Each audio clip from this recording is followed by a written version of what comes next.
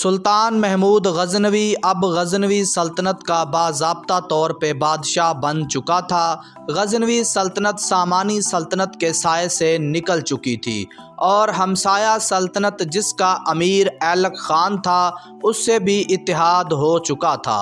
सुल्तान महमूद गज़नवी अब अपनी सल्तनत के अंदरूनी मामलात बिल्कुल ठीक कर चुका था और अब्बासी सल्तनत के खलीफा अल कादर बिल्ला अब्बासी से दादो तहसीन भी वसूल कर चुका था। अब वक्त था उस वादे को पूरा करने का जो सुल्तान ने खुद से किया था। ये सब टॉपिक्स हमने इस डॉक्यूमेंट्री वीडियो के पहले हिस्से में तफसील से बयान किए हैं। अगर आपने अभी तक इस वीडियो का पहला हिस्सा यानी एपिसोड नहीं देखा तो अभी जाएं हमारे चैनल की हू सीरीज़ विज़िट करें और पहला हिस्सा लाजमी देखें। 1001 ईस्वी सुल्तान महमूद गज़नवी 10,000 सिपाहियों के साथ पेशावर पे हमलावर होता है और उधर से राजा जयपाल 12,000 घुड़सवार, 30,000 सिपाही और 300 हाथी सवार सिपाही लेके सुल्तान के मुकाबले में निकल आता है। दोस्तों, सुल्तान महमूद गज़नवी का बादशाह बनने के बाद हिंदुस्तान पे ये पहला हमला था। वैसे तो सुल्तान महमूद गज़नवी का वालिद सबतकैन पहले भी राजा जयपाल से लुगमान के इलाके में जंग कर चुका था जिसमें राजा जयपाल को शिकस्त हुई थी। अब ये राजा जयपाल की गज़नवी सल्तनत से दूसरी जंग थी। इस्लामी साल का पहला मुहर्रमुल हराम का महीना था और सोमवार का दिन था जब सुल्तान महमूद गज़नवी और राजा जयपाल की फ़ौजें आपस में टकराती हैं। दोनों फ़ौजें बहुत दलेरी और ताकत के साथ एक दूसरे पे हमले करती हैं और पल भर में सर धड़ के फैसले होने लगते हैं। राजा जयपाल की फ़ौज की दुगनी तादाद सुल्तान के सामने ज़्यादा देर ना टिक सकी। सुल्तान महमूद गज़नवी की फ़ौज ने जयपाल की फ़ौज को तलवारों की बाढ़ पे रख लिया और मैदान जंग खून से भर गया और राजा जयपाल ये जंग भी हार जाता है और वो ख़ानदान के 15 अफराद के साथ गिरफ्तार हो जाता है। इसके बाद राजा जयपाल ने खराज देने का वादा करके रिहाई हासिल की। रिहा होने के बाद जब जयपाल लाहौर आया तो उसने अपने बेटे अनंतपाल को राजा बना दिया और उसने अपने आप को आग लगा के खुदकुशी कर ली। दोस्तों, कासिम फरिश्ता लिखते हैं कि हिंदुओं का अकीदा था कि अगर कोई हिंदू राजा 2 बार मुसलमानों से शिकस्त खाए या उनकी कैद में रह चुका हो तो वो राजा बनने के काबिल नहीं रहता। ये एक ऐसा गुनाह है जिसको सिर्फ आग ही पाक कर सकती है। इसलिए राजा जयपाल ने खुद को आग लगा ली। इसके बाद सुल्तान ने दूसरा हमला 1004 ईस्वी में मुल्तान के करीब एक रियासत भीरा या भंडा पे किया जिसका राजा बजेराव या बजीराव था। कासिम फरिश्ता इस इलाके का नाम भाटिया लिखते हैं जो कि मुल्तान के करीब एक इलाका था। कहते हैं कि राजा बजेराव को अपनी ताकत पे इतना गरूर था कि वो हिंदुस्तान के किसी भी राजा को खातिर में नहीं लाता था, हत्ता कि वो राजा जयपाल को भी अपने मुकाबले में नहीं समझता था। मारूफ हिस्टोरियन कासिम फरिश्ता लिखते हैं कि जब सुल्तान महमूद गज़नवी ने बजेराव के कला भाटिया पे हमला किया तो ये जंग 3 दिन तक जारी रही। बजेराव की फ़ौज ने 3 दिन तक डट कर सुल्तान की फ़ौज का मुकाबला किया। जब तीसरा दिन हुआ तो सुल्तान ने अल्लाह के हजूर फतह की दुआ मांगी और रसूलुल्लाह का वास्ता दिया और उधर राजा बजेराव मंदिर में जाके अपने भगवान से दुआएं कर रहा था। तीसरे दिन दोनों फ़ौजें मैदान जंग में उतर पड़ी और सुल्तान महमूद गज़नवी ने बजेराव के लश्कर के ऐन दरमियान में एक ताकतवर हमला किया। ये हमला इतना ताकतवर था कि बजेराव की फ़ौज के कदम उखड़ गए। बजेराव ने फ़ौरन अपनी भागती हुई फ़ौज को साथ लिया और अपने किले में वापस चला गया। किले के इर्द गिर्द एक बहुत बड़ी खंदक भी थी जिसको पार करना तकरीबन नामुमकिन था।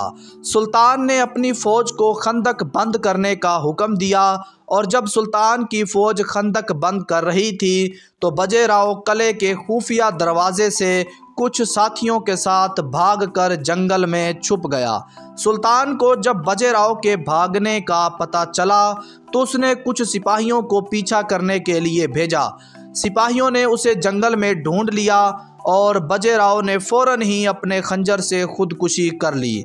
सुल्तान के सिपाहियों ने उसका सर काट कर सुल्तान को पेश किया। इसके बाद सुल्तान महमूद गजनवी बाजीराव के किले से 200 हाथी और बहुत कुछ माले गनीमत के तौर पर ले के गजनी वापस चला गया और मुल्तान के करीब भाटिया तक का इलाका सुल्तान ने अपनी रियासत में शामिल कर लिया। और फिर 2 साल बाद 1006 ईस्वी में सुल्तान ने मुल्तान पे हमला किया क्योंकि मुल्तान के हाकिम अबुल फतेह ने बाजीराव का चोरी छुपे साथ दिया था और सुल्तान से गद्दारी की थी। अबुल फतेह का दादा हमीद लोधी सुल्तान के वालिद सबदकैन के ज़ेरे असर था, जबकि सुल्तान महमूद गजनवी के दौर में हमीद लोधी का पोता अबुल फतेह सुल्तान से खिदमत का मुंह फेर लिया, जिस वजह से सुल्तान ने जल्द ही अबुल फतेह का एहतसाब करना ज़रूरी समझा। किताब ज़ैनुल अखबार के मुताबिक सुल्तान महमूद गजनवी ने मुल्तान पे हमले के लिए गैर मामूली रास्ता चुना और मुल्तान पे हमले के लिए गजनी से निकल पड़ा। रास्ते में राजा आनंदपाल रुकावट बना। वो अपनी फ़ौज लेके सुल्तान से जंग करने आ गया, मगर उसको सुल्तान ने एक ही झटके में मैदान से उखाड़ फेंका और शिकस्त खाने के बाद वो कश्मीर भाग गया। हिस्टोरियन एल्फी लिखते हैं कि जब अबुल फतेह को खबर मिली कि महमूद गजनवी मुल्तान पे चढ़ाई के लिए आ रहा है तो उसने राजा आनंदपाल से मदद मांगी, जिस वजह से वो रास्ते में सुल्तान के साथ टकराया। जब अबुल फतेह को पता चला कि हिंदुस्तान का सबसे बड़ा राजा आनंदपाल सुल्तान से शिकस्त खा के भाग गया है तो वो भी डर गया और अपने किले के दरवाजे बंद कर लिए और सुल्तान से माफ़ी मांगी। हर साल 10,000 अशरफियाँ खिदमत में पेश करने का वादा किया। सुल्तान ने उसकी माफ़ी कबूल कर ली और गजनी वापसी का सफ़र शुरू कर दिया। इसके बाद 3 साल बाद 1009 ईस्वी में सुल्तान महमूद गजनवी ने राजा आनंदपाल से निमटने का फ़ैसला किया, क्योंकि राजा आनंदपाल ने 1006 ईस्वी में बिला वजह सुल्तान का रास्ता रोका और जंग की थी। सुल्तान ने एक ताकतवर लश्कर तैयार किया और हिंदुस्तान पे हमले के लिए निकल पड़ा। जब राजा आनंदपाल को सुल्तान के हिंदुस्तान आने की खबर हुई तो वो बहुत डर गया। उसने फ़ौरन पूरे हिंदुस्तान में मनादी करा दी और पैगाम भेजा कि दूसरी हिंदू रियासतों के राजाओं से मदद मांगी। इस जंग में अजैन, ग्वालियर, कलिंजर, अजमेर और दिल्ली के राजा अपनी अपनी फ़ौज लेके आनंदपाल की मदद के लिए पेशावर पहुंच गए। आनंदपाल ने इतनी बड़ी फ़ौज इकट्ठी कर ली जिसका खर्चा उठाना भी मुश्किल हो गया, तो हिंदुस्तान की औरतों ने अपने जेवर उतार के सिपाहियों को दे दिए और जिनके पास जेवर ना थे वो औरतें चरखा काट के पैसे कमा के अपने भाइयों और शोहरों को जंग में भेजती रहती। पेशावर में तकरीबन 40 दिन तक दोनों फ़ौजें आमने सामने फरकोश रहीं और दोनों में से कोई भी जंग करने के लिए आगे ना बढ़ रहा था। सुल्तान ने जब हिंदुओं की इतनी बड़ी तादाद देखी तो उसने अपने लश्कर के 3 तरफ से एक बड़ी खंदक खुदवा ली ताकि दाएं बाएं और पीछे से महफूज रहें। इसके बाद सुल्तान ने हमले का हुक्म दिया और 1000 तीर अंदाज़ों को तीर बरसाने का हुक्म दिया और दोनों फ़ौजें आपस में टकरा गईं। पल भर में ही सर धड़ के फैसले होने लगे। तभी 3000 हिंदू सिपाही खंदक पार करके सुल्तान के खैमों तक पहुँच आए और नेज़ों, फालों और तलवारों से मुसलमानों पे वार करने लगे। और 3000 मुसलमान शहीद हो गए। तभी राजा आनंदपाल का हाथी सिपाहियों के चीखने चिल्लाने की आवाज़ों से बितक गया और मैदान से भागने लगा। जब हिंदू फौजों ने राजा आनंदपाल के हाथी को भागते हुए देखा तो वो भी भागने लगे। सुल्तान की फ़ौज ने आनंदपाल की फ़ौज का पीछा करना शुरू कर दिया और 8000 हिंदू सिपाहियों को मौत के घाट उतार दिया और यूं एक बड़ी जंग सुल्तान ने फतह कर ली। इस जंग में सुल्तान को बहुत ज़्यादा माले गनीमत भी हासिल हुआ। इस फतह के बाद सुल्तान ने कला नगरकोट, कला थानेसर, कला नंदूना, कला मीरकोट, कला महावन, कला मंज, कला चांदपाल और कनूज पे यक्के बाद दिगरे ताबड़तोड़ हमले किए और इन सब कलों और शहरों को फतह किया, जिसमें सुल्तान को बेहद माले गनीमत हासिल हुआ। दोस्तों, कासिम फरिश्ता लिखते हैं कि जब सुल्तान ने कनूज पे हमला किया तो सुल्तान 1 लाख फ़ौज लेके गजनी से निकला और 3 महीनों का सफ़र तय करते हुए कनूज पहुंचा। कनूज हिंदुस्तानों का सबसे मजबूत तरीन कला था। जब सुल्तान कनूज पहुंचा तो कनूज के राजा कोरा ने सुल्तान के सामने हथियार डाल दिए और जंग ना की। दोस्तों, ग़ियासुद्दीन खानदमीर अपनी किताब हबीबुल सैर में लिखते हैं कि कनूज के राजा कोरा ने ना सिर्फ सुल्तान की इताअत कबूल की बल्कि वो सुल्तान का इखलाक देख के मुसलमान भी हो गया था। कनूज के बाद जब सुल्तान ने कला मीरकोट पे हमला किया तो मीरकोट का राजा हरूत कला अपने सिपाहियों के हवाले करके खुद कश्मीर भाग गया। राजा हरूत के सिपाही सुल्तान का मुकाबला ना कर सके तो उन्होंने सुल्तान को जुजिया में 2,50,000 रुपये और 30 हाथी दे के इताअत कबूल कर ली। दोस्तों, हिस्टोरियंस लिखते हैं कि हिंदुस्तान की इन मुहिमों में सुल्तान को इतना माले गनीमत मिला जिसका हिसाब लगाना भी मुश्किल था। माले गनीमत में कई सोने के बुत जो मंदिरों में रखे हुए थे, कई 100 हाथी, लाखों रुपए नकद, जिनको लेके सुल्तान गजनी चला गया। जब सुल्तान गजनी गया तो इतना ज़्यादा माले गनीमत हासिल होने पे सुल्तान ने फ़ौरन हुक्म दिया कि अल्लाह का शुक्र अदा करने के तौर पे गजनी में जामिया मस्जिद तामीर की जाए, जिसमें संगे मरमर के पत्थर हर तरह से तराश कर लगाए जाएं और उस मस्जिद को सुल्तान ने अरूसे फलक का नाम दिया। दोस्तों, इस मैप में नज़र आने वाले हिंदुस्तानी इलाके अब सुल्तान की सल्तनत का हिस्सा बन चुके थे, सिवाय मौजूदा गुजरात के इलाके काठियावाड़ के, जहां मशहूर ज़माना सोमनाथ मंदिर है।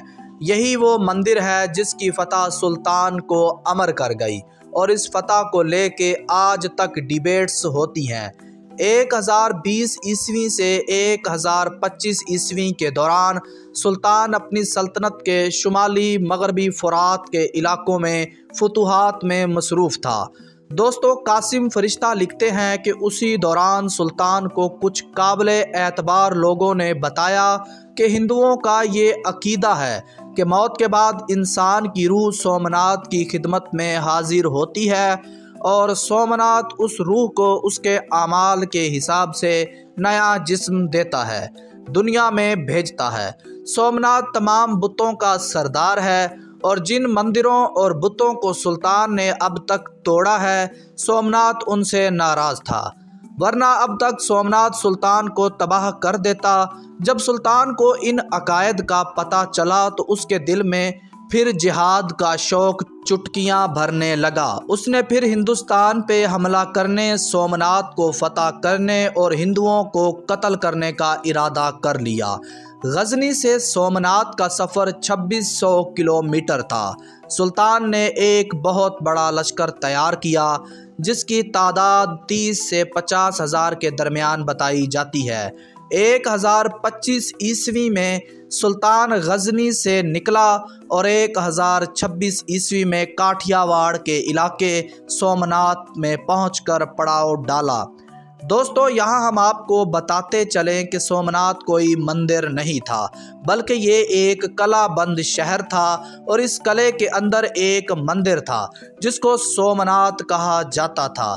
इस मंदिर में नस्ब बुत के मुतालिक मुख्तलिफ हिस्टोरियंस ने मुख्तलिफ बातें लिखी हैं। कुछ हिस्टोरियंस का ख्याल है कि मंदिर में शिवाजी की मूर्ति थी, जबकि कुछ का ख्याल है कि मंदिर में नस्ब बुत का नाम ही सोमनाथ था। सोमनाथ का कला इतना बुलंदो बाला था जिसको देखते ही सुल्तान की फौज की आंखें चुंधिया गईं।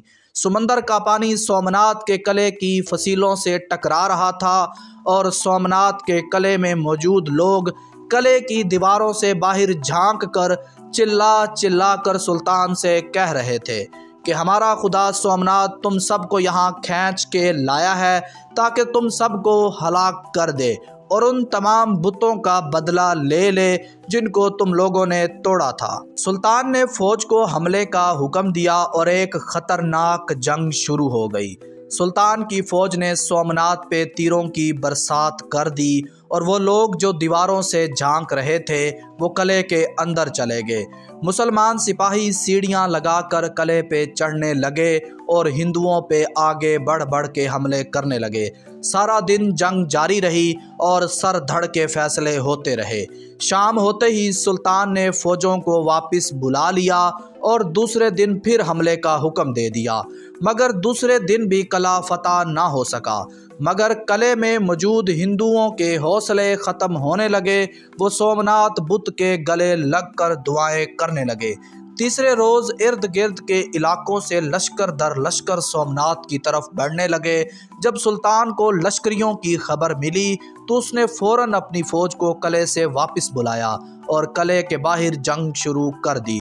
जंग इतनी ख़तरनाक थी कि खून की नदियां बहने लगीं। छोटी छोटी रियासतों के राजा अपनी अपनी फ़ौज लेके सोमनाथ की हिफाजत के लिए आ गए थे।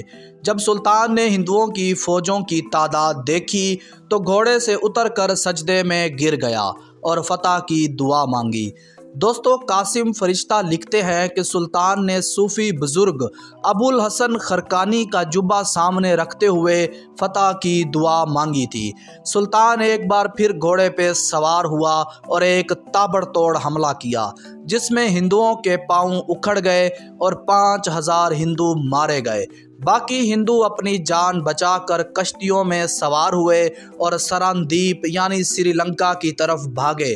सुल्तान ने अपनी फौज के कुछ सिपाहियों को पहले ही समंदर में तैनात कर रखा था ताकि भागने वालों को मारा जा सके और समुद्री रास्ते से भागने वालों को समंदर में मार दिया गया। इसके बाद सुल्तान ने फिर सोमनाथ पे हमला किया और एक ही हमले में कला फतह कर लिया। सुल्तान अपनी फ़ौज को लेके कले में दाखिल हुआ और मंदिर की तरफ चल पड़ा। सोमनाथ का बुत 5 गज लंबा था, 2 गज ज़मीन के अंदर और 3 गज बाहर था। यह बुत पत्थर का बना हुआ था। बुत को देखते ही सुल्तान ने एक कारी ज़रब लगाई जिससे बुत का मुंह टूट गया। सुल्तान ने हुक्म दिया कि इस बुत से 2 पत्थर अलहदा करो और गजनी भेजो। एक पत्थर गजनी की जामिया मस्जिद के दरवाजे पे रखो और दूसरा सल्तनत के कले के सहन में, और 2 टुकड़े और अलहदा किए गए जो मक्का और मदीना भेजे गए। दोस्तों, कासिम फरिश्ता लिखते हैं कि तारीख़ में ये वाक़या पूरी सेहत के साथ मौजूद है कि जब सुल्तान बुत को तोड़ने लगा तो हिंदुओं ने सुल्तान से कहा कि आप बुत ना तोड़ें, बदले में हमसे दौलत, सोना और कीमती मोती ले लें। सुल्तान ने कहा कि अगर मैं ऐसा करूंगा तो तारीख़ में मुझे महमूद बुत फरोश के नाम से लिखा जाएगा और मैं ये नहीं चाहता। बुत तोड़ने से मुझे महमूद बुत शिकन के नाम से याद रखा जाएगा। सुल्तान की ये साफ नीयती तब रंग लाई जब बुत को तोड़ा गया तो उसके पेट से लातदाद कीमती मोती और जवाहर निकले और यूं सुल्तान महमूद गजनवी ने सोमनाथ भी फतह कर लिया। इसके बाद 1030 ईस्वी में सुल्तान दक और साल के मर्ज में मुब्तला हो गया और 59 साल की उम्र में इंतकाल कर गया। सुल्तान के किरदार के मुतालिक हिस्टोरियंस किसी एक नुक्ते पे मुत्तफिक नहीं है। कुछ हिस्टोरियंस सुल्तान को एक ताकतवर सुल्तान तो मानते हैं, लेकिन एक अच्छा मुसलमान नहीं मानते, जबकि कुछ हिस्टोरियंस महमूद गजनवी को एक ताकतवर सुल्तान के साथ साथ एक नेक और बाअमल मुसलमान भी मानते हैं। आपके ख्याल में सुल्तान महमूद गजनवी कैसा शख्स था? कमेंट सेक्शन में लाजमी बताइएगा।